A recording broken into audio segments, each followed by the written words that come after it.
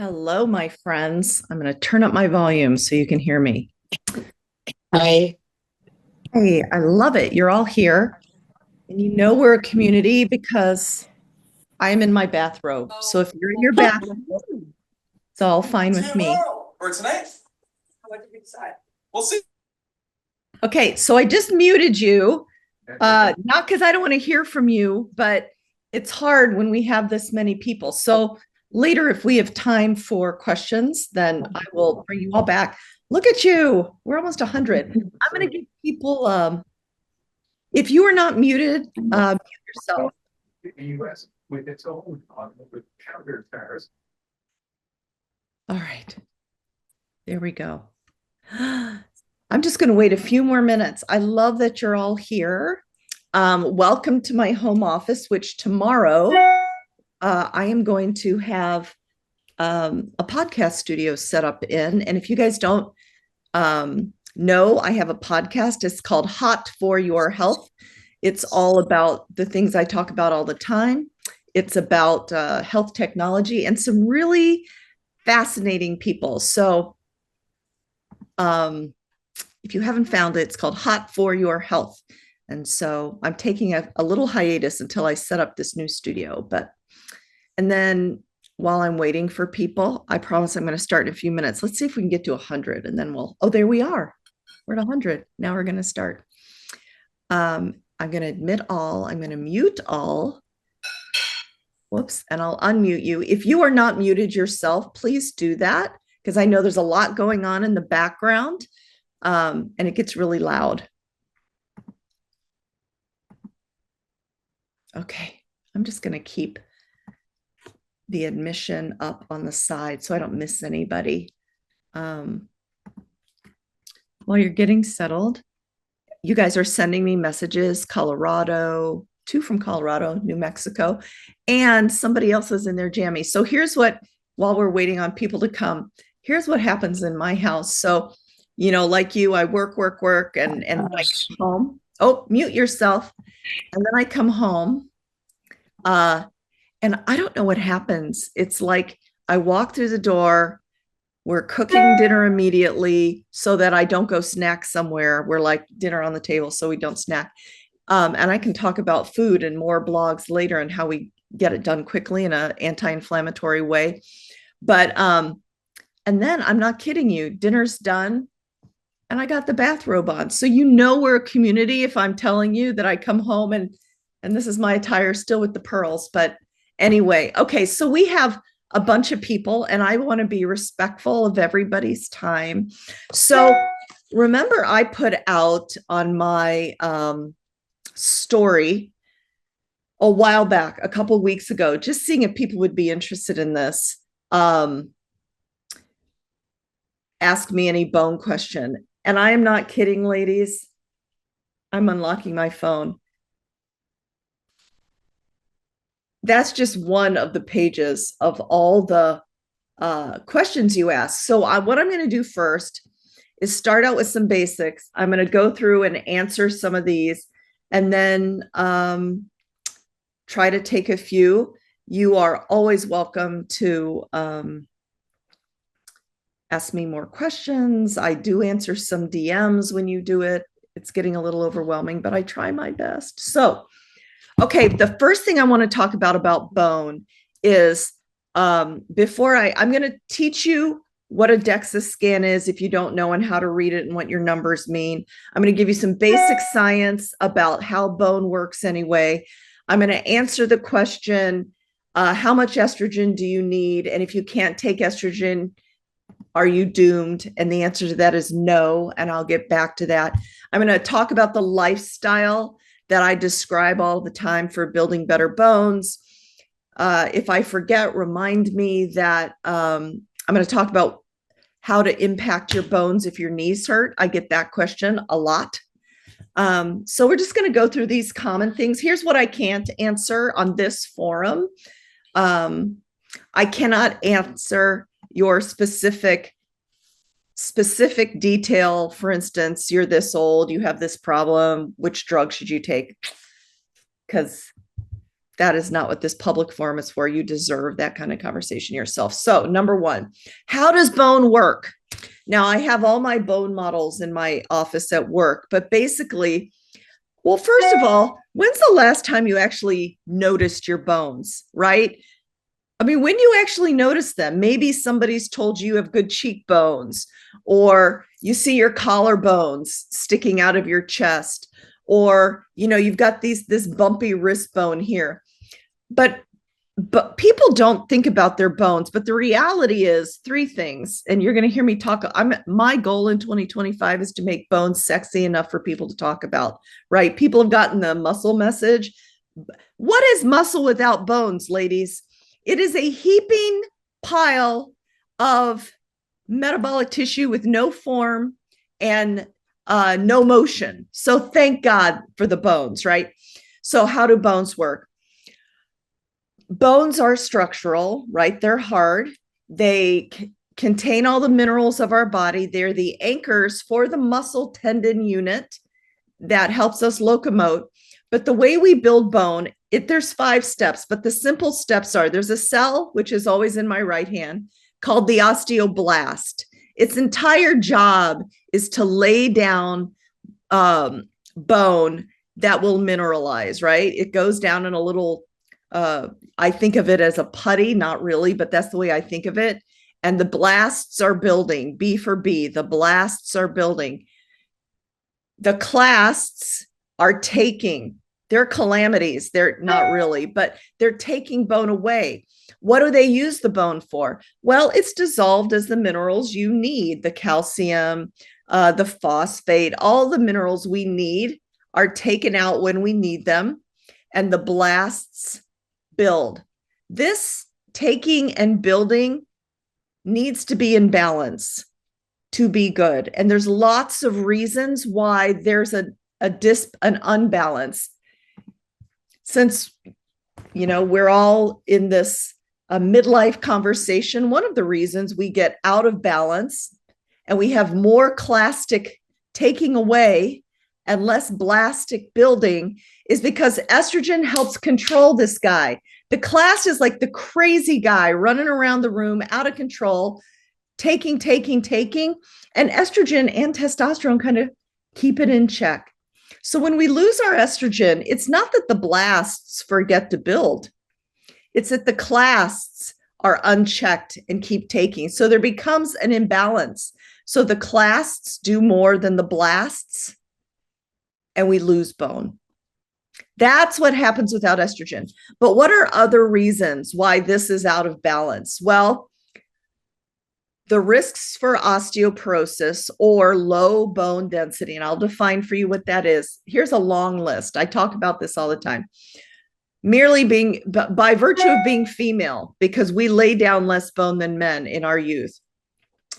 Number 2, family history matters. Number 3, illnesses where you've had to take a lot of corticosteroids like prednisone. Asthma is one of those illnesses. Autoimmune disease, smoking. If you ever smoked, it's a bone poison, whether you're doing it now or historically.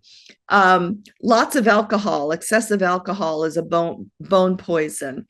There are other metabolic diseases that can affect it, like your thyroid or like your parathyroid. And so there's lots of medical problems. But how do you know if you're in danger? Well, if any of those things that I've said ring true to you, it's really important to get in front of your bone density. And I'll tell you how to do that. If your mother is shrinking or your mother shrank, and you've probably heard me say this a lot, right? If your mother shrank or is shrinking, my mother used to be as tall as me, and now she's down to about here, right? That is vertebrae collapsing, a sign of osteoporosis. If you are shrinking, if you used to be 5'4" and now you're 5'2" or something, that could be a sign that your vertebrae are compressing. If you had a fracture after the age of 20, that was not the result of you wrapping your car around a tree or a bad accident. If it was a low trauma fracture, fracture predicts fracture. So all of those things are to keep in mind, right? So That's how a brief overview, how bone works. A brief overview of the risks. There's so much more, but in this brief time, that's going to answer a lot of the questions you're doing here. Then, how do we know if we have low bone density? Well, one way is the DEXA scan. So if you've had one, if you haven't had one and you're of any age, I recommend you go get one. It's very easy to find. Most gyms have them. If you have any of these risk factors, you can get your insurance to pay for it, even if you're not 65. And so a DEXA scan, you just lay there. It's very low in a bathrobe, not unlike this. It's very low radiation. And what it will tell you is your bone mineral density. That's one way. There's another way that is gaining popularity and has some good science behind it. It's called REMS, R-E-M-S. It uses ultrasound, and it not only tells you bone density, but it gives us some inclination of the flexibility of the bone, because it's fracture doesn't have to do only with bone density. It has to do with the ability of the bones to withstand pressure. So DEXA scan most common. REMS is coming into favor. Even if you're not 65 and you have any of those risk factors, insurance will usually pay for it, and it's worth getting. If you get a DEXA scan and you get the T-score is what you're looking for. T-scores compare us to a healthy, I'm going to tell you why I use air quotes, healthy 30-year-old who has laid down enough bone in her youth. And it's just like being graded on a test. You know, those bell curves when we were in school, high, the middle is the mean, and then it goes on each side. A T-score, any positive T-score, means you're good to go. Your bones are healthy enough.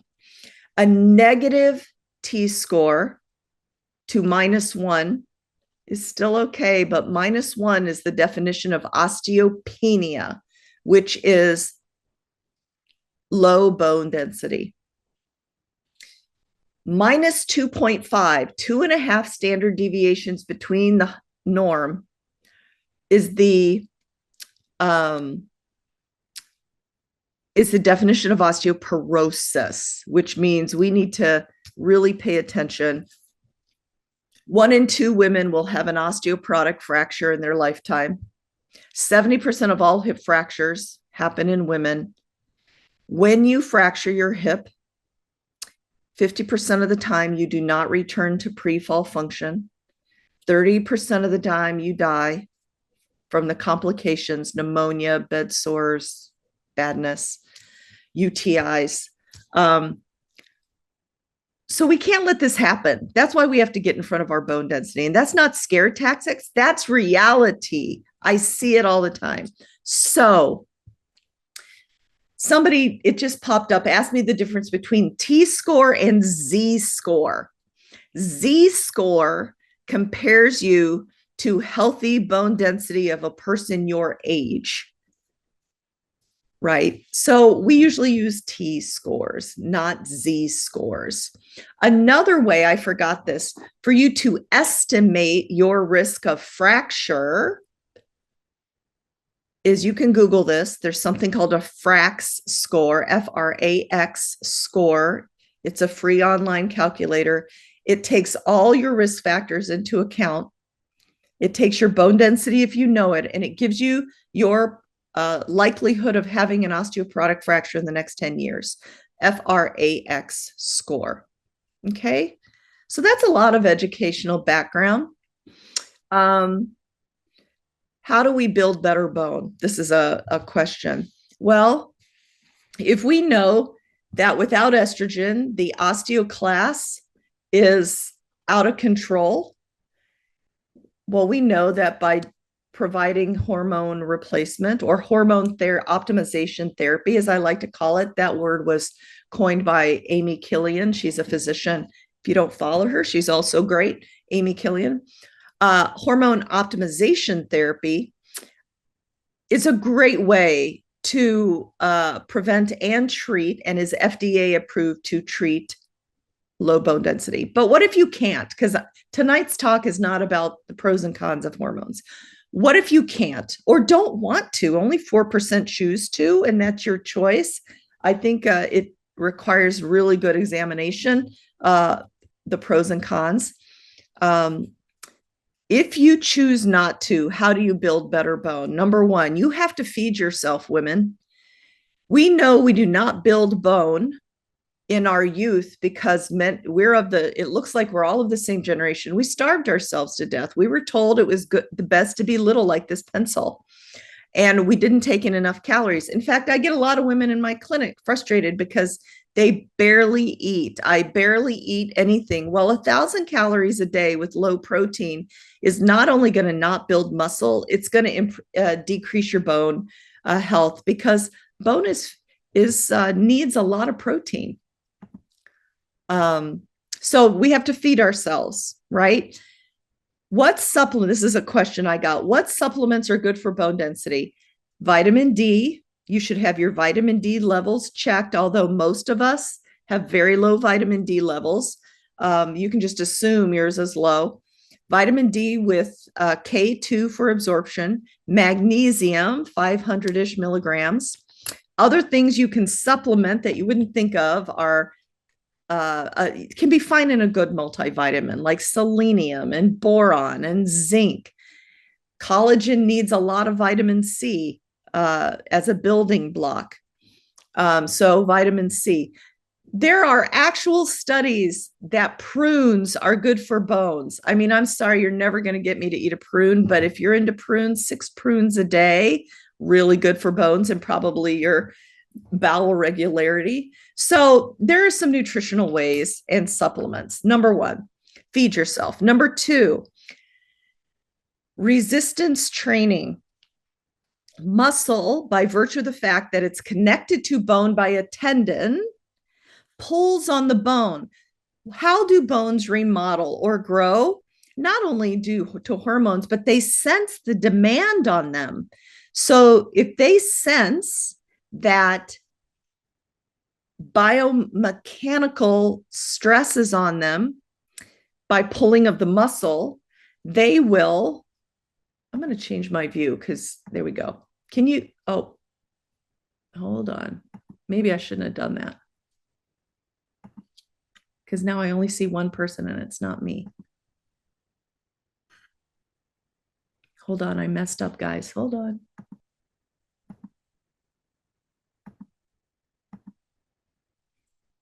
Well, I am seeing, I should have left well enough alone. There we go. Okay, because now I can see you and I can see me. I was so distracted by that. Oh, what can you do? Muscle. Okay, I'm back. Okay, so muscle. Muscle pulls on bone by way of the tendon. So if this is your muscle, this is your muscle, this is your tendon, it pulls on bone. Bone sees that biomechanical energy and creates it to biochemical pathways to make the osteoblast build more and the osteoclasts resorb less. Okay, so that's how that works.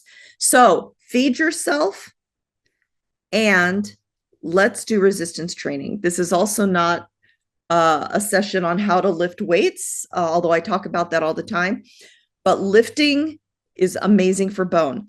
Number 3, you've seen me be silly and do this online. We need to jump around. You can stomp up the stairs. You can jump up and down like a pogo 20 times a day. You can do an actual jumping program. And I will post one of those, but literally skipping works, hopscotch, you get the idea. Any pounding activity, tennis, gymnastics. I did a study many years ago looking at what exercise was best, and I compared all the sports in the Senior Olympics. Swimming is fine, not as amazing for the bones as any of the jumping sports, as you can imagine. Pickleball, great. Pickleball is also great for agility, which we'll get to. So feed yourself, resistance training, a jumping program. Number 4, there's a study I was reading today from the Mayo Clinic that shows as we age, our bipedal, meaning standing on 2 legs, balance does not decline that much. But do you know what declines a lot? The ability to shift back and forth on one leg or another. So let's say you lose your balance and you're on one leg. That's when you fall. Let's say you have to reach for something and you stand on one leg. That's when you're going to fall. What if you step off the curb wrong and you're on one leg? That's when you're going to fall. So rebuilding balance is critical for your bones, because here's what happens. You may have bad bone density, but until you fall, you may be fine, right? So regaining our balance, a simple way to do it, and I've said this many times, is stand on one leg while you brush your teeth in the morning and alternate days, right? I'm going to post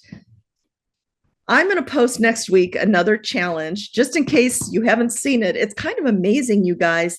I didn't really start the push-up challenge. My voice did. I said to Mel Robbins, 10, 11 push-ups, blah, blah, blah, the American College of Sports Medicine. Thousands of women have taken up the challenge. And if they can't do push-ups, it just means we have an opportunity to build muscle. Well, the next one I'm going to post is how long can you balance, and exercises to build balance besides standing on one leg while you brush your teeth. So watch for that next week. So you got to eat, you've got to lift, you've got to jump. Is jumping in a pool okay? Well, if that's the only way you can get it done, it's better than nothing, right? Somebody asked me that on those questions. We need to increase our balance. Those are all ways that we can build better bone with or without estrogen. What if you have a bone density of minus 2.5 or lower? Oh, jump rope. Very good. Jump rope. Somebody just commented that. 2.5 or lower, that is when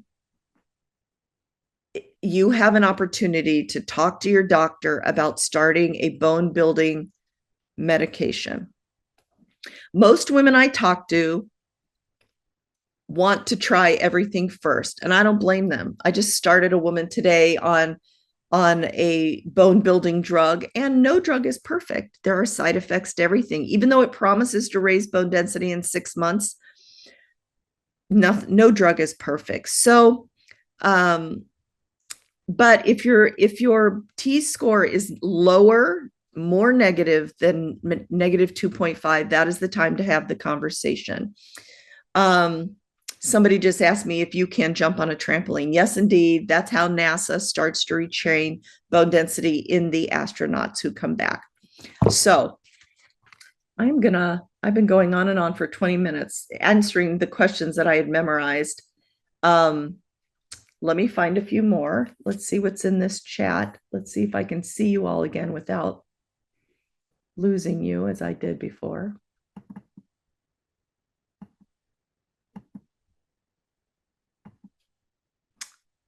I didn't do a good job there. Can osteopenia be reversed? Yes, indeed.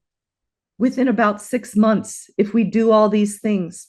So when I'm treating somebody or wanting to track, and we're doing all of these things, I repeated bone density in about 6 months, and then again at a year. So, let's see. How can we do bone bashing, which is what I call it, while we're taking care of our cartilage? Well, there is that. Remember, I'll do another one of these on an Unbreakable Tuesday about the musculoskeletal syndrome of menopause. If you haven't downloaded my paper, so you know what I'm talking about, just Google that, musculoskeletal syndrome of menopause. I made it an open access paper so you could have it for free. Women lose their cartilage at a faster rate than men after 50 because estrogen is critical for the cartilage on our cartilage health. So, if you cannot jump up and down on dry land because it hurts too much of your knees, Rebounders are probably the best way I have found. You could also wear a weighted vest. There is evidence that a weighted vest that's about 8 to 10% of your body weight to start out with will help in as you do these other things to build bone density. There is evidence for that. You asked me about OsteoStrong. There's a question about OsteoStrong. It is a brick and mortar gym. It only has a few pieces of equipment that use pressure. You're pushing as hard as you can, 4 times body weight against these machines. And they have some good evidence that that can increase bone density in a less frightening and traumatic way. Because a question I get a lot, which is on here as I'm reading it, that I get a lot is, what if you already have osteoporosis less than minus 2.5?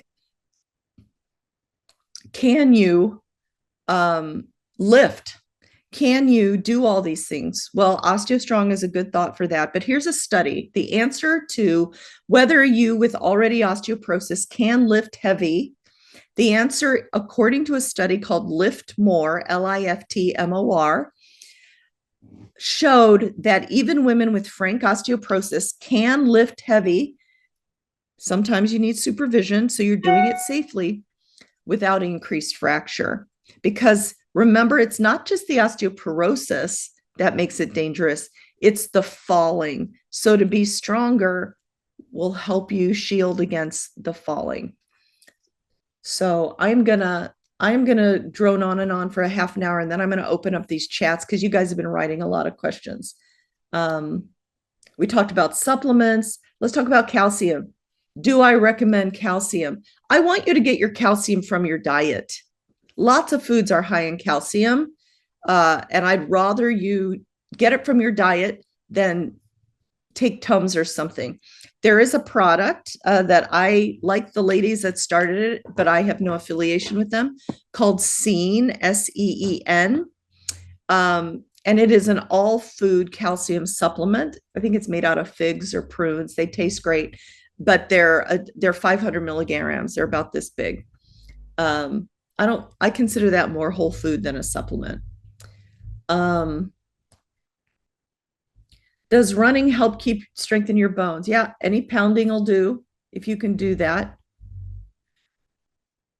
Do we really have to wait? I'll answer your questions in a minute. Lots of repeats. I just want to make sure I covered a lot of that in the first 30 minutes. Can I not golf with osteoporosis? Who says that? I'd like to see the data on that. Whoever said that to you. Okay, I'm gonna open this chat and I'm gonna see what you've said here. I'm gonna move this in case it's in front of you. Sorry. See if we have some questions. Oh yeah, poor baby, my tech team. I know. I'm at home in my office. Thank you for empathizing with me. People say that when I can't find the mute button. How often should you get a DEXA scan? You should get a baseline no matter what age you are. I find 24-year-olds with bad bones, get a baseline no matter what age you are, and then at least every 2 years, please. How important is testosterone to bone strength? Testosterone stimulates the osteoblasts and also exerts control of the osteoclasts. I personally, I do take testosterone in low doses, obviously women's doses. And I think, and there is evidence that it helps build muscle, that it's important for bone health. But I find it does 2 main things that make me want to keep taking it. It's given me, when I take it, it gives me this spark of energy back. I'm like, I'm back, versus slogging along that sometimes happens in midlife. I'm back. And then, yes, indeed, it's true. It helps with libido, which is important to me. What dosage is good for the estrogen patch? Okay, so here's the deal. Every woman gets their own assessment. There is no one ideal. We dose these based on symptoms. For bone health, we know that even very low estrogen optimization with a 0.025 is a one study, or 0.0675 is enough. So it doesn't take up to 1 milligram doses. I'm talking transdermal patches because that's what I'm most familiar with. Even low doses can help bone density. Okay, I'm going to deviate for 2 seconds. Someone wants to know what's up with 11 push-ups. Those are the standards of the American College of Sports Medicine. And just, I didn't make it up. It's from a standard. It's like the presidential, remember when we were in grade school, the presidential fitness test. So I'm going to move on. Trampling rebounder, yes.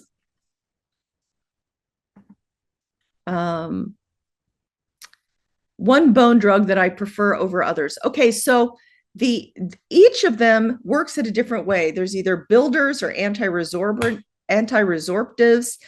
Many people start with a bisphosphonate, like I just prescribed it today.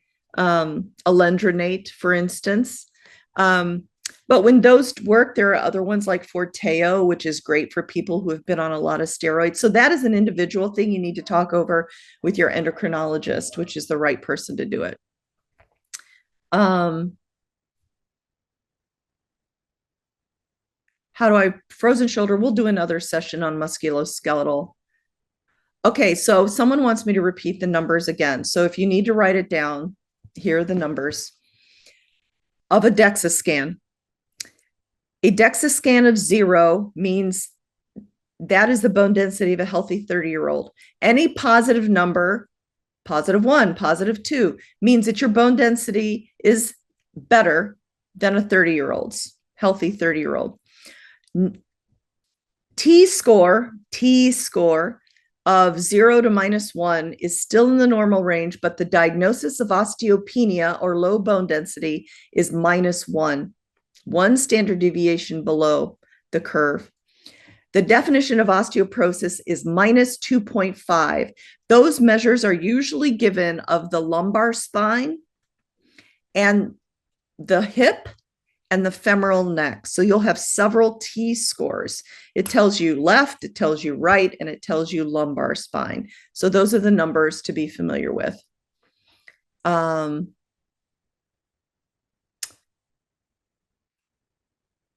Oh, you know what? Someone asked, do we have to wait till November for my book? No, because the publisher thinks it's such an important book called Unbreakable, Go Strong, Live Long, Age with Power, covering all these things. It's the first book for female longevity. They moved it up to August 26th. So no, you do not have to wait. So it's available for pre-sale. It has all these things.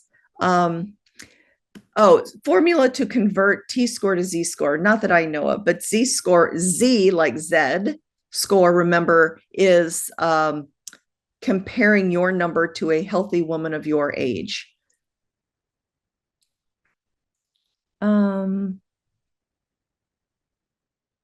I was going to, I did talk about knee pain, what to do when you have knee pain. So my 75-year-old mother should use a trampoline to jump. She's fallen, but no fracture. She can jump on the ground if she wants to. The trampolines were suggested, or she can stomp, right? She can stomp around like she's mad. Trampolines were suggested if the knee pain you have wouldn't let you do more. This is interesting. No one's ever asked me this, but insightful. Can you have osteopenia in some bones, like a lumbar score of -1, but frank osteoporosis in others? Yes, you can, right? It's not one big T-score. It's by bone, right? So you can have a very fragile spine and your hips be more healthy.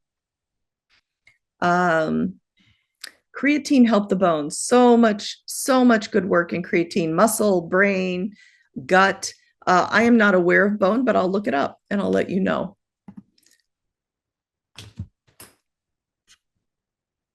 Yes, you can get copies of my book, Torn Labrum in My Hip. I think that's outside the scope, but I'm happy to answer that in the musculoskeletal system. Oh, let's talk about this one. I've been running 5 to 7 kilometers for the last 20 years, almost daily.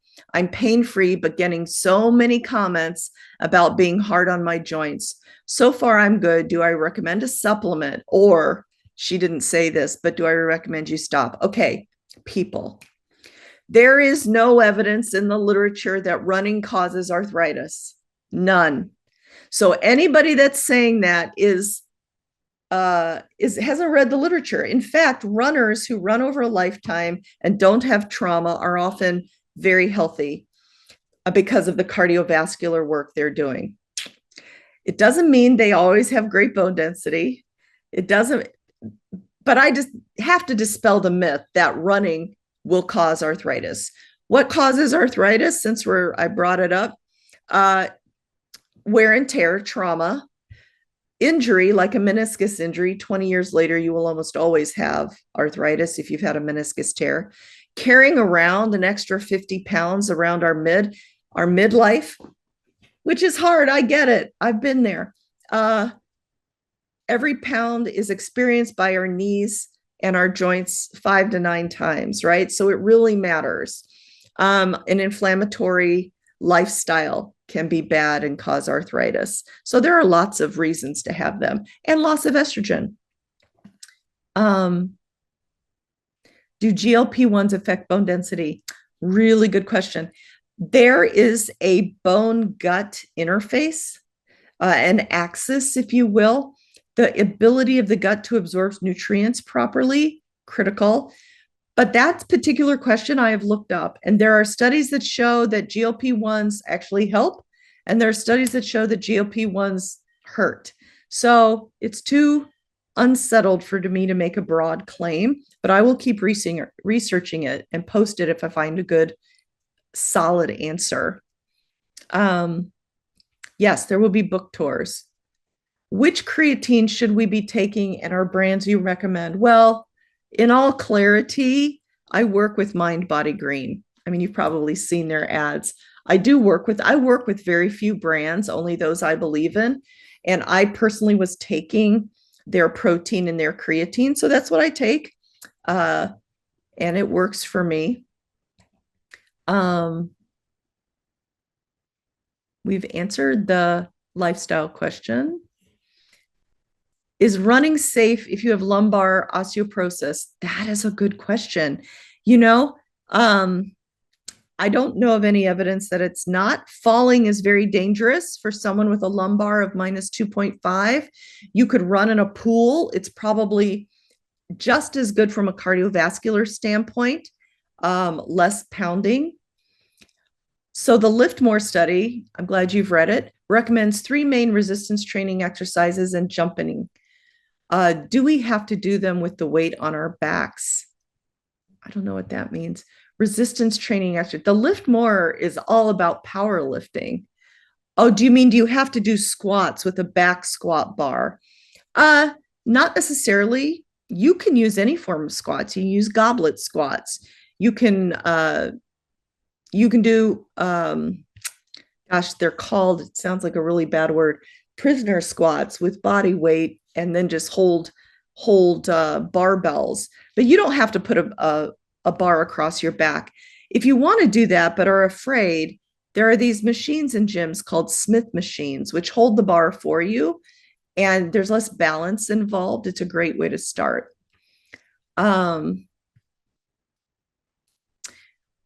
When there are recommendations shared about 10,000 steps, is that for cardio or is that for impact?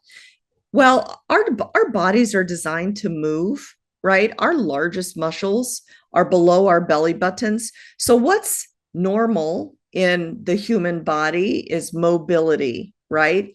It is not normal for the human body to sit around for 10 hours a day like we do in our jobs or in front of the TV. That is the abnormal part, not the normal part. So the 10,000 steps is just helping people to move around as our bodies were intended. And so whether it's 10,000 or 8,000, because, people keep bringing up new studies with different amounts of steps, 10,000 steps is 5 miles of walking a day. 8,000 is about 4. So that requires a lot of movement. Walking is fine for bones. It's not as good as jumping because walking can be a pretty light activity. Jumping is best. Will creatine cause bloating and weight gain? When we started using creatine in 1992 for high-level athletes, we dosed it with very large doses. In the 5 milligram, I always get grams, milligrams mixed up. In the current doses, they're very low doses and they cause less water retention. So I'm going to reiterate because Natalie, this is a good question. So if you can't take estrogen due to breast cancer in the past, although you should make sure that you have all your risks assessed because and every woman is different. I'm not preaching to you about this. I just want you to have all the information. And I want you to follow Corinne Men. If you have had breast cancer and you have questions about menopause and the effect of estrogen because of your breast cancer, you must follow Dr. Corinne Men. And her handle is Dr. Men, MENNOB. She had breast cancer at 28, went through menopause twice, came off her chemo, had children, went back on. So she's got a very interesting story and a lived experience. So let's return to the question. If you cannot take estrogen due to your breast cancer in the past, should I focus on foods, supplements, strengthening? Oh, yes. Remember, I gave you multiple steps. Estrogen is only one of them. Estrogen alone is not going to save your bones. Feeding yourself, impact, jumping, right? All the other things that we talked about. Good summary. I already answered the question about weighted vests. So here's a complicated question, and maybe some of you find yourself in a boat where this person's mom has had a severe knee issues, had her knees replaced, has low bone density. So it hurts to move, basically, is probably what she's saying. You can still lift weights. You can still walk in a pool. You can jump in a pool, especially if it's hot pool like the YMCA's or the indoor public pools, because that feels good. So there's still so many things you can do, including any lifting is better than no lifting, even if you don't feel comfortable lifting heavy, which is what I recommend, working up to lifting heavy. Any thoughts on vibration plates? Well, okay, here's my thought. The evidence on the big vibration plates is not that great, but there is a new device called Osteo Boost, BOOST. It's by prescription. It looks like a fanny pack. It vibrates at a certain frequency, and wearing it 30 minutes a day, 3 to 7 times a week, has been shown in clinical trials to build lumbar and hip bone density. So coming onto the scene, it's not available yet. It's available in May. Osteo Boost by prescription. I don't know whether your insurance will pay for it or not, but that's it. So listen, it is 45 minutes in. I'm to the end of your questions. Okay, announcements. Every single Tuesday between now and August 26th, when my book launches, Unbreakable, we're going to do something special for Unbreakable Tuesdays, right? So tonight we're doing a live. In future Tuesdays, I'll release a cheat sheet. In other Tuesdays, we'll do some special challenge or something, but just keep watch. Every Tuesday is Unbreakable Tuesday leading up to this book release in August. There will be a tour. I'm sure there will be signed copies. You guys, who, if you've already ordered, we're number one in many categories already. So I'm so thankful. Somebody did have another question here. I'll answer on the way out. Jumping in a pool. Am I coming? Actually, I'm coming to Austin, Texas. Cynthia asked, I'm coming this weekend, actually, to speak at the Health Optimization Summit. Jumping in a pool, appointments. Okay, so I think I'm going to answer this question about appointments because I get several hundred requests a week. And here's how I work it. And you're welcome to fill out the form on my website, Dr. Vonda Wright. For a purely orthopedic appointment, like you've got a frozen shoulder, you need me to take care of it. Of course, that is just like any other orthopedic appointment, except I'll talk about the origin, which is estrogen with you. But it's the insurance is such a bastard. It's 15 to 20 minutes. It's not enough time, but that's an orthopedic appointment.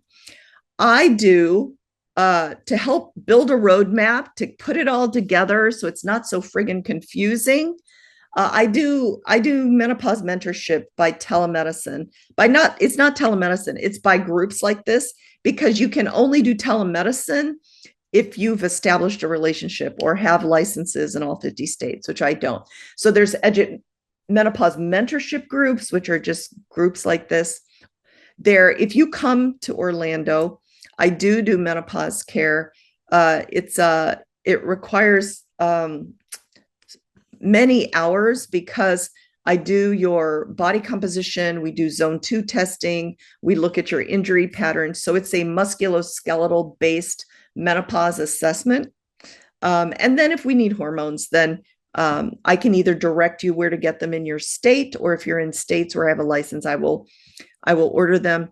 And then I do a very special program for those of you who want me in your ear for 4 months. It's called Precision Longevity, and it is literally one-on-one, or sometimes people come in couples, and we do a bunch of testing.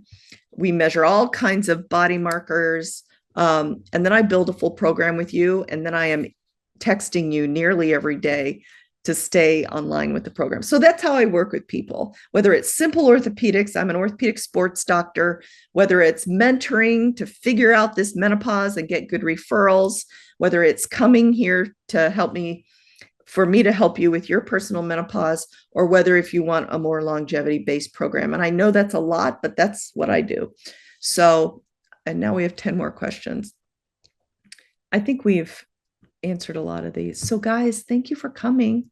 And I hope that now you're gonna go put on your bathrobe and settle in and start your bedtime routine. This is what.